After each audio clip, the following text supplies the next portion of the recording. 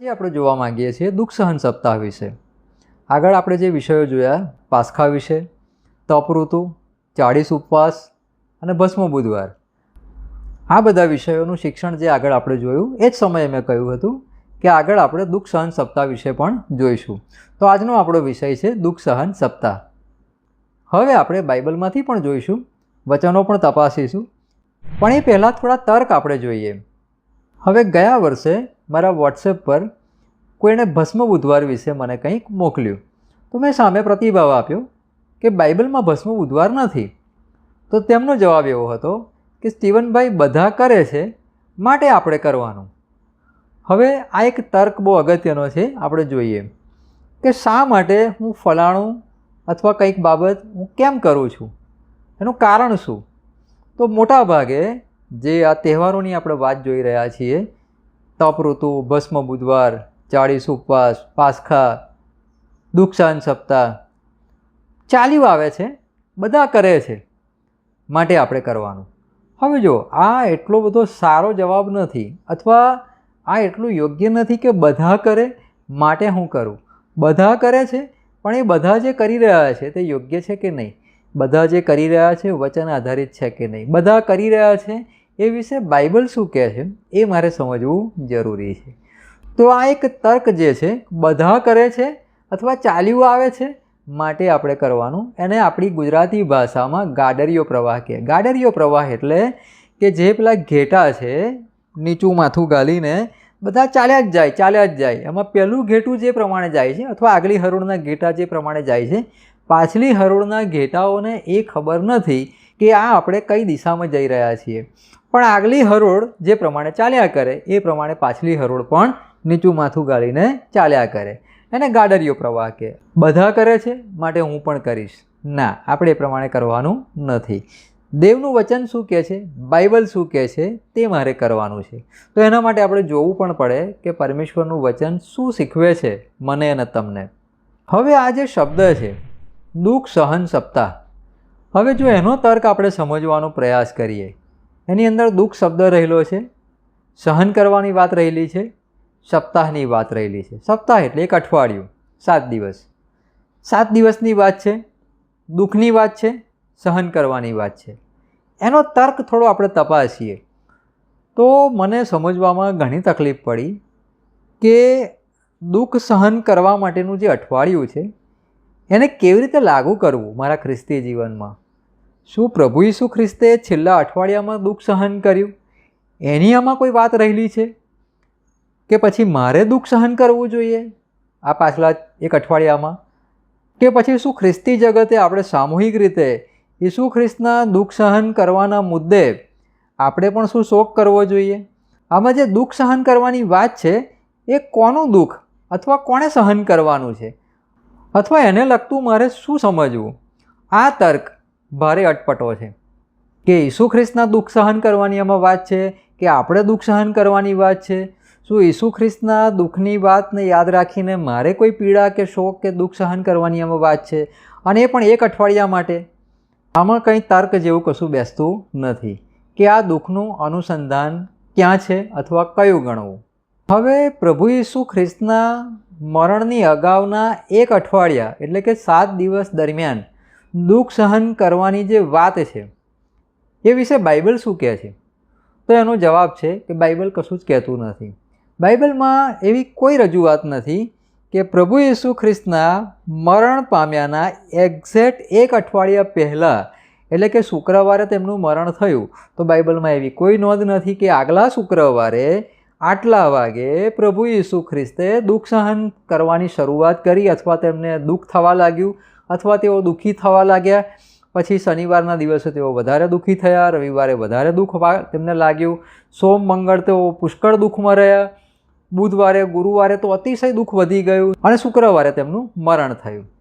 આવું પાછલા અઠવાડિયાનું કોઈ વર્ણન અથવા કોઈ દુઃખની વાત એમાં કોઈ જગ્યાએ તમને વાંચવા નહીં મળે. બાઇબલની હું વાત કરું છું, માથી, માર્ક, લુક, યોહાન, 4 સુવાર્તામાં, આખા બાઇબલમાં પ્રભુ ઈસુ ખ્રિસ્તના મરણ અગાઉના આગલા અઠવાડિયામાં પ્રભુ ઈસુ ખ્રિસ્તે દુઃખ સહન કર્યું, અથવા એમને કોઈ દુઃખ પડ્યું, અથવા તેઓ દુઃખી થયા. હા, પ્રભુ ઈસુ ખ્રિસ્તના દુઃખી થવા વિશે અથવા ડિસ્ટર્બ થવા વિશેનું બાઇબલમાં વર્ણન છે, પણ એ વર્ણન પ્રભુ ઈસુ ખ્રિસ્તના મરણના આગલા દિવસની રાતનું અથવા મોડી સાંજનું છે, કે જ્યારે પ્રભુ ઈસુ ગેથસેમાની વાડીમાં પ્રાર્થના કરવા ગયા.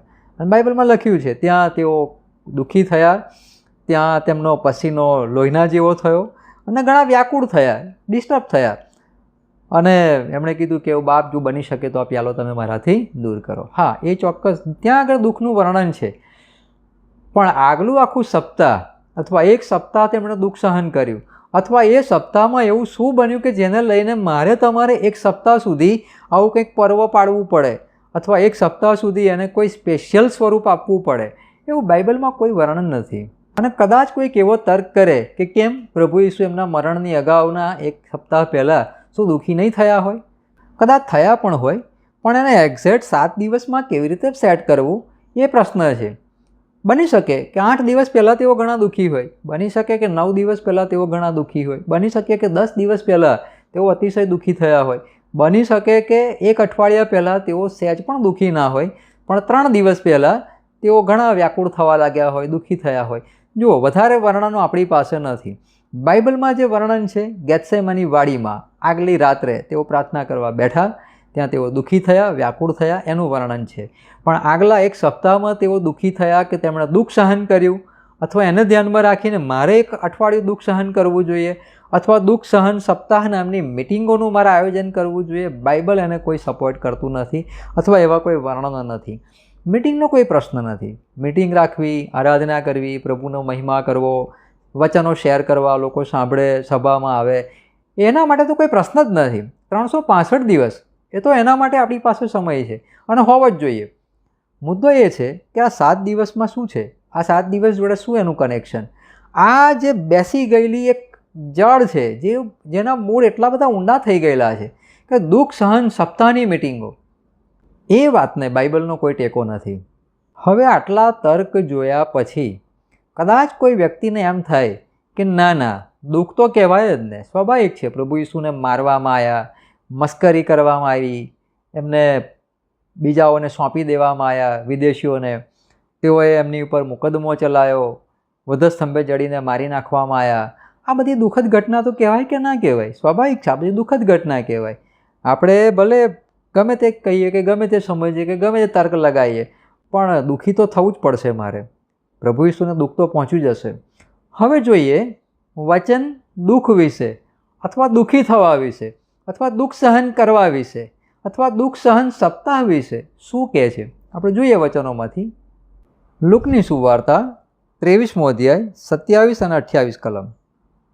લોકો તેમજ રડનારી તથા વિલાપ કરનારી સ્ત્રીઓ, સંખ્યાબંધ માણસો પ્રભુ ઈસુની પાછળ ચાલતા હતા.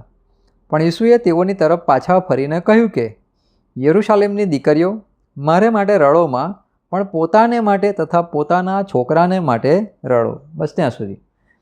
અહીંયા જે તે સમયે જ્યાં લાઈવ ઘટના ઘટી રહી છે, આપણે તો એ વાત કરી રહ્યા છીએ કે આ ઘટના વર્ષો પહેલાં બની, 2000 વર્ષ પહેલાં. મારે તમારે દુઃખી થવું જોઈએ કે ના થવું જોઈએ, એ તો દૂરની વાત થઈ ગઈ. આ તો બહુ નજીકની વાત. લાઈવ ઘટના ઘટી રહી છે. પ્રભુ ઈસુને મારવામાં આવી રહ્યા છે, વધસ્તંભ ઉંચકીને તેઓ ચાલી રહ્યા છે, લોકો એમની આંખે જોઈ રહ્યા છે, એમને લોહી નીકળે છે, ઘા પડ્યા છે. એ જ પ્રભુ જેમાંથી કેટલા લોકોને સાજા કર્યા છે, જેમાંથી કેટલા લોકોના દુઃખ દર્દ દૂર થયેલા છે, એમના પ્રશ્નો હલ થયેલા છે, શિક્ષણ સાંભળ્યું છે. હવે આ લોકો પ્રભુ ઈસુને જોઈને દુઃખી થાય એ બિલકુલ સ્વાભાવિક છે, અને એ લોકો દુઃખી થાય છે પણ ખરા. એ લખ્યું છે તેઓ વિલાપ કરતા હતા, રડતા હતા. રડનારીને વિલાપ કરનારી સ્ત્રીઓને સંખ્યાબંધ લોકો ઈસુની પાછળ ચાલતા હતા. ઈસુ બહુ અગત્યનો મેસેજ એમને આપે છે અને એવું કહે છે કે ના રડશો, મારા માટે ના રડશો, તમારા માટે રડો. તમારા જીવોનો જુઓ, તમારી સ્થિતિ જુઓ. રડવાની જરૂર અથવા રડવાનું ખરેખર જો તર્ક લગાવવું હોય તો એ જોઈને રડવું પડે, એ વધારે વ્યાજબી છે. મને જોઈને રડવાની કોઈ આવશ્યકતા નથી. બીજા શબ્દોમાં કહીએ તો પ્રભુ ઈસુ સહાનુભૂતિને નકારે છે કે મારી પર દયા ના ખાશો અથવા મારા માટે કોઈ સહાનુભૂતિ ના બતાવશો. આ તો બિચારા અને બાપડા ઈસુ હોય એવી સ્થિતિનું નિર્માણ કરી નાખવામાં આવેલું છે. ઈસુ ના પાડે છે, હું કોઈ બિચારો ને બાપડો છું નહીં. આગળ જોઈશું એવી બીજી કલમો પણ. અહીંયા આગળ આપણે આટલી વાત જે જોઈ કે ઈસુ ના પાડે છે કે મારા માટે રડશો કે વિલાપ કરશો કે દુઃખ સહન કરશો કે શોક કરશો નહીં. માથીની સુવાર્તા 26મો અધ્યાય 53 અને 54 કલમ. શું તું એવું ધારે છે કે હું એવો શક્તિમાન નથી કે જો મારા બાપની પાસે માંગું તો તે હમણાં દૂતોની 12 ફોજ કરતાં વધારે મારી પાસે નહીં મોકલી દે? તો ધર્મલેખોમાં જે લખેલું છે કે આવું થવું જોઈએ તે કેવી રીતે પૂરું થશે? બસ ત્યાં સુધી. અહીંયા પિતર એક માણસને મારીને એનો કાન કાપી નાખે છે. ત્યારે પ્રભુ ઈસુ પિતરને એ બાબતે ટોકે છે અને એવું કહે છે કે તમને શું લાગે છે, શું હું ધારું તો આ બધું ના કરી શકું? હું ધારું તો આકાશમાંથી દૂતોની 12 ફોજ મંગાવી શકું અને બાપ મારા માટે તે મોકલી પણ દે. પણ જો હું એવું કરું, આકાશમાંથી દૂતોની 12 ફોજ મંગાવું અને આ બધું સફાયો કરી નાખું, તો પછી જે આ બધું મારા અનુસંધાનમાં લખવામાં આવેલું છે, પુરાતન કાળમાં આગળના જે પુસ્તકોમાં મારા વિશે જે ભવિષ્યવાણીઓ કરવામાં આવી છે કે મસીહા આવશે, આવી રીતે એમનું મરણ થશે, પુનરુત્થાન વગેરે જે કંઈ રજૂઆતો છે, આ બધું લખેલું અને આ બધા વચનો કેવી રીતે પૂરા થશે? આ થવું જરૂરી છે, માટે હું આધીન થઉં છું, માટે હું દૂતોની 12 ફોજ નથી મંગાવતો. એવું ધારશો નહીં કે હું બિચારો ને બાપડો છું. ત્યાં આગળ પ્રભુ ઈસુનું આ વલણ આપણે સ્પષ્ટ જોઈએ છે. હજી આગળ એક રેફરન્સ જોઈએ. યોહાનની સુવાર્તા 10મો અધ્યાય 17 અને 18મી કલમ. બાપ મારા ઉપર પ્રેમ કરે છે કારણ કે હું મારો જીવ આપું છું કે હું તે પાછો લઉં. કોઈ મારી પાસેથી તે લેતો નથી, પણ હું મારી પોતાની મેળે તે આપું છું. તે આપવાનો મને અધિકાર છે અને તે પાછો લેવાનો પણ મને અધિકાર છે. એ આજ્ઞા મારા બાપ તરફથી મને આપવામાં આવી છે. અહીંયા પ્રભુ ઈસુ એવી સ્પષ્ટ રજૂઆત કરે છે, મારો જીવ કોઈ લઈ લે છે, બિચારામને મારી નાખ્યા. ના, એવી વાત નથી. એ બિચારા નહોતા, બિચારામને મારી નાખ્યા, બિચારામને ખોટા ફસાયા. ના, એવી કોઈ વાત જ નથી. પ્રભુ ઈસુ સ્પષ્ટ કહે છે, હું મારો જીવ જાતે આપું છું અને હું એને પાછો પણ લઈ શકું છું અને હું લઈશ. કોઈ મારો જીવ મારી પાસેથી લઈ લે એવું છે નહીં. તો પ્રભુ અહીંયા આગળ વધુ સ્પષ્ટતા કરે છે. હજુ પણ આગળ આપણે જોઈએ કલોસીઓને પાઉલનો પત્ર 2 અધ્યાય અને તેની 15મી કલમ. અને રાજ્યો તથા અધિકારોને તોડી પાડીને વધસ્તંભે તેઓની ઉપર જય મેળવીને તેઓને જાહેર રીતે ઉઘાડા પાડ્યા. અહીંયા આગળ એવી રજૂઆત કરવામાં આવી છે કે પ્રભુ ઈસુએ વધસ્તંભ ઉપર એકચ્યુઅલી ખરેખર શું કાર્ય કર્યું. તો અહીંયા લખ્યું છે 14મી કલમ પણ જો જોઈએ તો વિધિઓનું ખત જે આપણી વિરુદ્ધ હતું, આપણને પ્રતિકૂળ હતું, તેને ભૂંસી નાખીને વધસ્તંભે ખિલ્લા મારીને વચમાંથી કાઢી નાખ્યું. નિયમશાસ્ત્રની અહીંયા વાત છે, જે આપણા માટે અઘરું હતું, પ્રતિકૂળ હતું, ઝીણી ઝીણી વાતો, પાડી ના શકાય, બહુ મુશ્કેલ બાબતો, એને પ્રભુ ઈસુ ખ્રિસ્તે કાઢી નાખ્યું, વચ્ચેથી કાઢી નાખ્યું. વધસ્તંભે જડાઈને પ્રભુ ઈસુએ ખીલા મારીને બધું વચમાંથી કાઢી નાખ્યું. એવું 14મી કલમમાં લખ્યું છે. 15મી કલમમાં લખ્યું છે, તેમણે એટલે પ્રભુ ઈસુએ રાજ્યો તોડી પાડ્યા, અધિકારો તોડી પાડ્યા, વધસ્તંભે તેઓની ઉપર જય મેળવ્યો, તેઓને જાહેર રીતે ઉઘાડા પાડ્યા. આ એક બહુ મોટો મર્મ છે, બહુ મોટી ગજબની વાત છે, જેને સમજાવવા માટે આટલો સમય પૂરતો નથી અને અત્યારે આપણો એ મુખ્ય વિષય નથી, માટે આપણે વધારે નહીં જોઈએ. પણ છતાંય થોડું સમજાવવાનો પ્રયાસ કરું કે પ્રભુ ઈસુએ વધસ્તંભ ઉપર જો બલિદાન આપ્યું ન હોત તો માણસના ઉદ્ધારની કોઈ વ્યવસ્થા જ નહોતી. માણસ જાત નાશમાં જઈ રહી હતી. શૈતાનનું જોર સખત હતું અને એનું જોર એટલા માટે હતું કે માણસ પાપી હતો. આ પાપનું સોલ્યુશન શું? એ પાપનું એક જ સોલ્યુશન હતું કે કોઈક નિર્દોષ વ્યક્તિ મૃત્યુ પામીને એની કિંમત ચૂકવી દે. આ પ્રભુ ઈસુએ કર્યું. વધસ્તંભ ઉપર એમણે એવું કામ કર્યું કે જેને લીધે એટલો મોટો વિજય એમણે હાંસલ કર્યો, એવો જય મેળવ્યો કે માણસ જાત આખી ફ્રી થઈ ગઈ. પાપનું ત્યાં સોલ્યુશન આવી ગયું, શૈતાનનું જોર આખું તૂટી ગયું. એટલા જ માટે આ લખ્યું છે કે રાજ્યો તોડી પાડ્યા, અધિકારો તોડી પાડ્યા, વધસ્તંભ પર જય મેળવીને જાહેર રીતે ઉઘાડા પાડ્યા. આ બધું ગજબનું કામ પ્રભુ ઈસુએ વધસ્તંભે કર્યું. પણ લોકો સમજે છે કે બિચારા અમને ખોટા ફસાયા અને બિચારા અમને પકડીને મારી નાખ્યા. કોઈ ખરેખર વાત જ નથી. પ્રભુ ઈસુને કોઈને જબરદસ્તી કરીને મારી નાખ્યા હોય. પ્રભુ ઈસુ જાતે યરુશાલેમ જાય છે, પોતે જાતે જઈને ત્યાં એમનો પોતાનો જીવ જાતે આપે છે. અને એમના બધા તમે વાક્યો સાંભળો. જ્યારે પિલાત એને પૂછે છે શું તું રાજા છે, ત્યારે સામે જવાબ આપે છે હા તું કહે છે કે. તમે પ્રભુ ઈસુનું વલણ જુઓ, શું એ પિલાતની આગળ કરગર્યા? શું એમણે હાથ જોડ્યા? શું એમણે પિલાતના પગ પકડ્યા? મને છોડી દો, મારી ભૂલ થઈ ગઈ, હવે પછી ફરી હું આવું કંઈ નહીં કરું?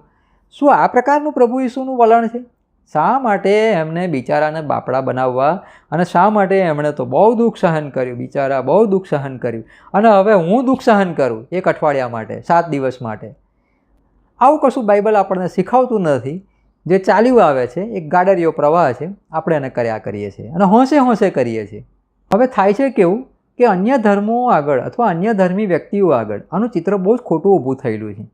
મોટાભાગે તમે બધાએ ક્યારેક ને ક્યારેક આ પ્રકારનો અનુભવ કર્યો હશે. મેં કર્યો છે. જ્યારે હું સ્કૂલમાં ભણતો હતો ત્યારે બીજા જે સાથી બીજા વિદ્યાર્થીઓ હોય, મિત્રો હોય, આવો કોઈ સમય આવે ગુડ ફ્રાઈડે ને એવું બધું, એટલે એ લોકો કંઈક ચર્ચા કરે, એકબીજાને પૂછપરછ કરતા હોય નોર્મલ વાતચીતમાં કે તમારા ઈસુ ભગવાનને તો ખરા મારી નાખ્યા નહીં, બિચારા અમને કેવી રીતે આમ ખિલ્લા મારેલા, બહુ દુઃખ પડ્યું હશે નહીં બિચારા અમને.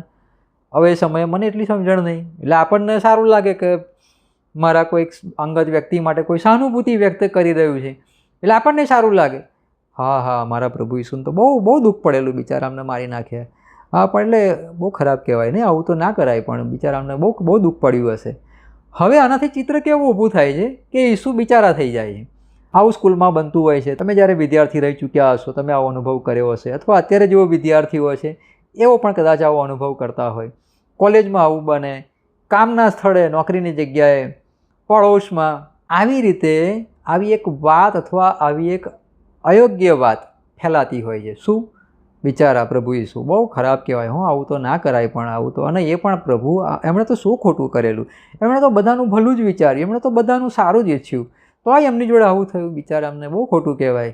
અરે રે, કેવી રીતે મારી નાખ્યા, અને આવી રીતે મારી નાખવાના પાછા. આ જે ચિત્ર છે એને સુધારવું જરૂરી છે મારે, તમારે. ભાઈ, એમને કોઈને મારી નાખ્યા નથી, એમણે પોતે જીવ આપ્યો. આપણે સુવાર્તા કેવી રીતે આપીશું? જો આપણે એવું કહીએ કે એમને તો મારી નાખ્યા, તો પછી સુવાર્તા કેવી રીતે આપી શકાય? સુવાર્તા જો મારે આપવી હોય તો મારે એવું કહેવું પડે કે પ્રભુ ઈસુએ ખુશીથી મારા તમારા માટે જીવ આપ્યો, એને બલિદાન આપ્યું કહેવાય. કોકને પકડીને મારી નાખવામાં આવે એને તો ખૂન કહેવાય, એમાં બલિદાનની વાત ક્યાં આવે છે? બલિદાન એ છે વ્યક્તિ પોતે પોતાની જાતને હવાલે કરે છે, એ બલિદાન કહેવાય. અને આવી રીતે પ્રભુ ઈસુએ બલિદાન આપ્યું છે. એમને કોઈ પ્રભુ ઈસુનું ખૂન કરવામાં નહોતું આવ્યું, પ્રભુ ઈસુની કોઈ હત્યા કરવામાં નહોતી આવી, પ્રભુ ઈસુએ બલિદાન આપ્યું. એવું આપણે લોકોને શીખવવાનો પ્રયાસ કરતા હોઈએ છીએ. અને એટલા માટે એ જરૂરી છે કે આપણે આમાંથી બહાર નીકળીએ. શામાંથી? દુઃખ સહન કરવું, દુઃખ સહન કરવાનું સપ્તાહ, આ જે છે એમાંથી, એ સમજણમાંથી આપણે બહાર નીકળવું જરૂરી છે. હું દાઢી વધારીશ, કેમ? મારા ઈસુને બહુ દુઃખ પડ્યું. હું આ નોનવેજ ના ખાઉં, પ્રભુ ઈસુને તો બહુ દુઃખ પડેલું. મીઠાઈ ના ખવાય, સારો પ્રસંગ ના કરાય, પ્રભુ ઈસુને બહુ દુઃખ પડેલું. આપણે આમાંથી બહાર નીકળવાની જરૂર છે. આ દિવસો આનંદના દિવસો છે. ખાલી આજ નહીં, હું તો કોઈ દિવસોને એવી રીતે પ્રાધાન્ય નથી આપતો. 365 દિવસ, 24 કલાક દેવનું વચન આપણને કહે છે પ્રભુમાં સદા આનંદ કરો. યહોવાનો આનંદ એ જ તમારી તાકાત છે. શું આ દિવસોમાં આનંદના ગીતો ના ગવાય આપણાથી? શું આ દિવસોમાં જરૂરી છે કે બધા કરુણ રાગવાળા અને બધા ઢીલા અને ધીમા ચાલતા એવા ગીતો ગાવાના, માઇનર સોંગ્સ જેને કહેવાય, માઇનર કોડ પરથી જે વાગતા હોય, શું એવા જ ગીત મારે ગાવા જોઈએ? વાલો વધસ્તંભ્યો મેં મનહર મધુરો લાગે, સુંદર ગીત છે, પણ હું એવું કહું છું કે એ ગીત 12 મહિના ગાઈ શકાય, અને આનંદનું ગીત આ દિવસોમાં પણ ગાઈ શકાય.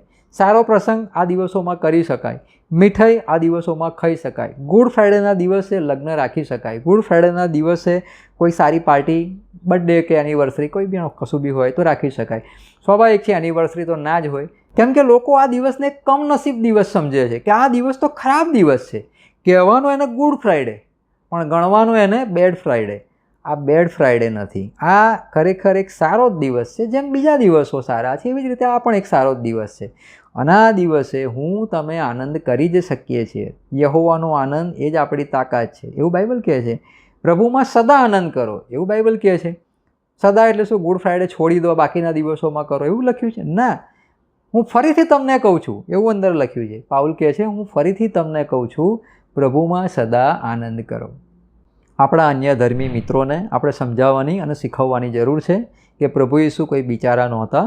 તેઓ બહુ સક્ષમ હતા, સમર્થ હતા, તેઓ જે ધારે તે કરી શકે તેમ હતા, પણ એમણે જાતે એમનું જીવન આપ્યું. એમને કોઈ જબરદસ્તી પરાણે ઢસડીને લઈ જઈને મારી નાખવામાં આવ્યા એવું નથી. તેઓ જાતે પોતાનો વધસ્તંભ ઉંચકીને ચાલ્યા અને તેઓ વધસ્તંભ લઈને એ ટેકરી ઉપર ચડ્યા ને ત્યાં એમનું બલિદાન કરવામાં આવ્યું. પણ ત્રીજા દિવસે તે પુનરુત્થાન પામ્યા અને માટે આપણા પ્રભુ ઈસુ મરેલા નહીં, જીવતા પ્રભુ છે અને જીવતા પ્રભુના મરણનો શોક કરી શકાય નહીં એવું બાઇબલ આપણને શીખવે છે. આગળ એક અગત્યની વાત જોઈ લઈએ આપણે. દુઃખ સહન સપ્તાહની મિટિંગો. જેમ મેં કીધું એમ મિટિંગમાં તો કશું ખોટું નથી. દુઃખ સહન સપ્તાહ શું, ગમે ત્યારે આપણે મિટિંગ રાખી શકીએ. 365 દિવસ છે પ્રભુની આરાધના ભક્તિ કરવા માટે, કોઈ પ્રશ્ન નથી. પણ હવે એક અગત્યનો મુદ્દો કે આ દુઃખ સહન સપ્તાહની મિટિંગોમાં બહારથી કોઈ વક્તા બોલાવવા જરૂરી છે. ખબર નહીં એનું શું કારણ હશે, મને નહીં ખબર. લોકલ વ્યક્તિ આપે તો કદાચ શું પ્રોબ્લેમ થાય, પણ લોકલ વ્યક્તિ નથી આપતી, ક્યાંકથી વક્તા બોલાવી લાવવા. આ એક જાતનું ટ્રેડિશન થઈ ગયેલી છે. હવે વક્તા જેટલા દૂરથી આવે એટલા મહત્ત્વના હોય. આજે એક વક્તા માનો કે અમદાવાદથી આવ્યા છે, બીજા વક્તા માનો કે બોમ્બેથી આવ્યા છે, તો બોમ્બેવાળા વક્તાનું મહત્ત્વ સ્વાભાવિક છે વધારે હોય. એક વક્તા બોમ્બેથી આવ્યા છે ને બીજા કેરાલાથી, તો બોમ્બેવાળા ફીકા પડી જાય, કેરાલાવાળા વક્તાનું મહત્ત્વ સ્વાભાવિક છે વધારે હોય. એક વક્તા કેરાલાથી આવ્યા છે અને બીજા વક્તા અમેરિકાથી આવ્યા છે, તો સ્વાભાવિક છે કેરાલાવાળા વક્તા ત્યાં ફીકા પડી જાય અને અમેરિકાવાળા વક્તાનું મહત્ત્વ વધી જાય. હવે આ તો એક અલગ વિષયનો અલગ મુદ્દો છે, પણ મૂળ વાત પર આપણે પાછા આવીએ કે એ બહારથી વક્તા બોલાવવામાં આવે છે. એ બહારથી જ્યારે વક્તા આવે એટલે મોટા ભાગે પ્રભુના દુઃખોનું વર્ણન કરીને લોકોને ઇમોશનલ કરવાનો પ્રયાસ થતો હોય છે. અને પ્રભુ પાસે આવો, તમારા જીવનો પ્રભુને સોંપો, તમારું હૃદય કઠણ કરોમાં, આજે જ તમારા માટે માન્ય દિવસ છે, આ દિવસ તમારા જીવનમાં આવ્યો છે, ફરી આવે ના આવે, કાલ કોણે જોઈ છે, પ્રભુના ચરણોમાં તમે આવો. હવે જુઓ થાય છે શું કે લોકો પ્રભુને જીવન સોંપે છે. તમે નોંધ્યું હશે, આ કોઈ હું જે કહું છું એ હું જ જાણું છું એવું નથી, બધાને ખબર છે અને બધાએ નોંધ્યું હશે. આ તારણો ઝાઝા ટકતા નથી. કોઈ તારણ 6 મહિના ટકે છે, કોઈ વર્ષ ટકે છે, કોઈ 1.5 વર્ષ, કોઈ 2 વર્ષ નથી ટકતા. એનો અર્થ એવો છે કે વ્યક્તિઓ પછી પાછા પડી જાય છે. ફરી પાછા કંઈક દારૂ પીતા હોય તો પાછા પીવા લાગે, પહેલાં સિગરેટ પીતા હોય તો ફરી પીવા લાગે, પહેલાં જે કંઈ ખોટું કરતા હોય એ બધું ફરી કરવા લાગે, સંગતમાં આવતા હોય તો આવતા બંધ થઈ જાય, બાઇબલ વાંચતા હોય તો વાંચવાનું બંધ કરી દે, પ્રાર્થના કરતા હોય તો બંધ કરી દે પ્રાર્થના કરવાનું, વગેરે વગેરે. એમની જે પીછેહટ છે અને ફરી પાછા પડી જાય. ફરી પાછા કોઈ દુઃખ સહન સપ્તાહની અંદર કોઈક બીજા વક્તા આવે અને ફરી પાછું કે તમારું હૃદય કઠણ કરોમાં, આજે આગળ આવો, આજે જ માન્ય દિવસ છે અને વગેરે વગેરે. ફરી પાછું કોઈ વ્યક્તિનું હૃદય ભરાઈ આવે, તારણ પામે. જુઓ આ સારી સ્થિતિ નથી. બીજી એક અગત્યની વાત આ જ વિષયમાં હું કહું.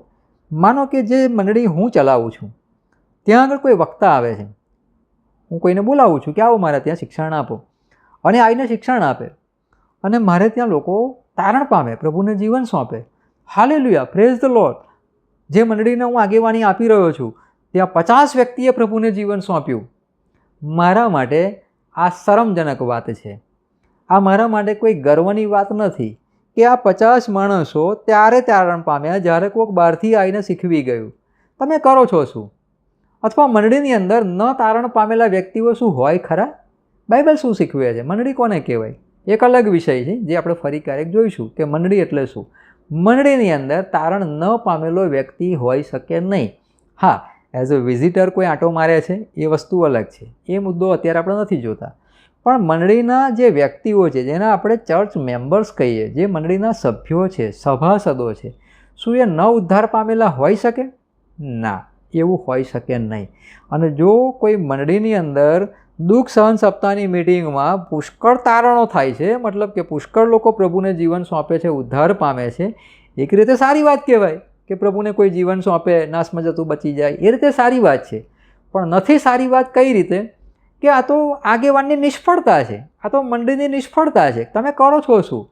અહીંયા આગળ કોઈક આવીને ભાષણ આપી જાય અને કોઈકને ઈચ્છા થાય પ્રભુને જીવન સોંપવાની, તમે શું કરો છો? શું તમે પર્સનલ વિઝિટેશન ના કરી શકો? શું તમે કોઈને પૂછો છો કે તમે પ્રભુને જીવન સોંપ્યું કે નહીં? શું તમે કોઈની વિઝિટ કરો છો તો તમે કેવી વાત કરો છો? બહુ ગરમી પડે છે નહીં આજકાલ? હા, જુઓ ને, તાપમાન બહુ વધી ગયું, ગઈકાલે તો આટલી ડિગ્રી હતું. હા, પરીક્ષાઓ પતી ગઈ, શું થયું પછી, કેવું તમારું? શું તમે આવી વાતચીત કરો છો? તમે પૂછો છો કે શું નામ તારું દીકરા? મારું નામ વિલ્સન. ઓકે વિલ્સન, તે પ્રભુને જીવન સોંપ્યું છે? હા, એટલે સાહેબ હું રેગ્યુલર દેવળમાં આવું છું. ના, રેગ્યુલર દેવળમાં તું ભલે આવતો હોઈશ, પણ તે પ્રભુને જીવન સોંપ્યું છે? શું તમે પૂછો છો ક્યારેય કોઈને, કોઈ બહેનને, કોઈ ભાઈને, કોઈ જુવાન છોકરાને, કોઈ જુવાન છોકરીને? શું તમે કોઈના તારણ પામવાના અનુસંધાનમાં રસ લો છો ખરા? જો એ કરતા હોઈએ આપણે તો દુઃખ સહન સપ્તાહની મિટિંગોની આવશ્યકતા ના રહે. અને કદાચ જો રાખીએ પણ તો એ મિટિંગોમાં સ્તુતિ આરાધના અને પ્રભુનો મહિમા જ કરવાનો હોય. એમાં કોઈ તારણની વાત ના હોય. તારણની વાત તો મંડળીએ લઈને જગત પાસે જવાનું છે કે ઉદ્ધાર પામો અને તમારું જીવન બદલો, કે જેથી પ્રભુ ઈસુના નામે તમારો નવો જન્મ થાય, તમે સ્વર્ગના ભાગીદાર બનો, જેવી રીતે અમે બન્યા છીએ. આ વાત મંડળીએ જઈને જગતને કહેવાની છે. એની જગ્યાએ તો મંડળીની અંદર જ જગત છે, મતલબ કે ન ઉદ્ધાર પામેલા લોકો છે. હું જે સમજાવવાનો પ્રયાસ કરી રહ્યો છું તે માત્ર એટલો જ છે કે દુઃખ સહન સપ્તાહમાં એવો કોઈ તર્ક નથી જેને બાઇબલ સપોર્ટ કરતું હોય. વચન પ્રમાણે જોવા જઈએ તો બાઇબલમાં એવું કોઈ સપ્તાહ નથી, એવું કોઈ સપ્તાહ કોઈને મનાયું નથી. 4 સુવાર્તાઓમાં જોવા નથી મળતું, પ્રેરિતોના કૃત્યોમાં જોવા નથી મળતું.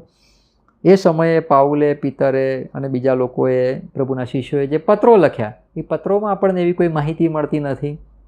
એ સિવાય ઇતિહાસમાં આપણને એવી કોઈ માહિતી મળતી નથી કે શરૂઆતની મંડળીમાં કોઈ દુઃખ સહન સપ્તાહ નામનું કશું હોય. આ એક સપ્તાહની ટ્રેડિશન છે, જે ટ્રેડિશનમાં આપણે એવા ફસાઈ ગયેલા છીએ, જેમાંથી બહાર નીકળવું જરૂરી છે. સત્ય પર ઊભા રહેવું જરૂરી છે. આ દિવસોમાં આનંદ કરવો જરૂરી છે. સારી મીઠાઈઓ ખાવી, સારું કંઈક જમવાનું બનાવીને જમવું, સારા કપડાં પહેરવા. ઈસ્ટરના દિવસે નહીં, ઈસ્ટરના દિવસે પણ પહેરવું જોઈએ, પણ ગુડ ફ્રાઈડે કેમ નહીં, શનિવારે કેમ નહીં, ગુરુવારે કેમ નહીં, બુધવારે કેમ નહીં, આજે કેમ નહીં, આ 40 દિવસોમાં કેમ નહીં. ઉપવાસ કરવાનો કોઈ વાંધો નથી, પણ એ ઉપવાસ 40 દિવસ માટે જ શા માટે? 365 દિવસમાં કેમ ના થાય? શા માટે શુક્રવારે જ ઉપવાસ, ગુરુવારે કેમ નહીં, શનિવારે કેમ નહીં? શા માટે ચોક્કસ દિવસે જ આનંદ કરવો અને ચોક્કસ દિવસે શોક કરવો? બાઇબલ એને કેટલું સપોર્ટ કરે છે? નથી કરતું. બાઇબલ સપોર્ટ નથી કરતું. આના લગતા મેં આગળ પણ ઘણા શિક્ષણ આપ્યા છે. પાસ્ખા વિશે છે, ભસ્મ બુધવાર વિશે છે, તપ ઋતુ વિશે છે, 40 ઉપવાસ વિશે છે, ઈસ્ટર વિશે છે, ગુડ ફ્રાઈડે વિશે છે અને નાતાલ વિશે છે. આ દરેકના અનુસંધાનમાં યુટ્યુબ ઉપર જ લંબાણપૂર્વક અને વિગતે શિક્ષણ આપીને મેં રજૂઆત કરેલી છે. તમને જરૂર લાગે તો એમાં તમે જઈને જોઈ પણ શકો છો. પ્રભુ તમને આ વાતો સમજવાને માટે મદદ કરે.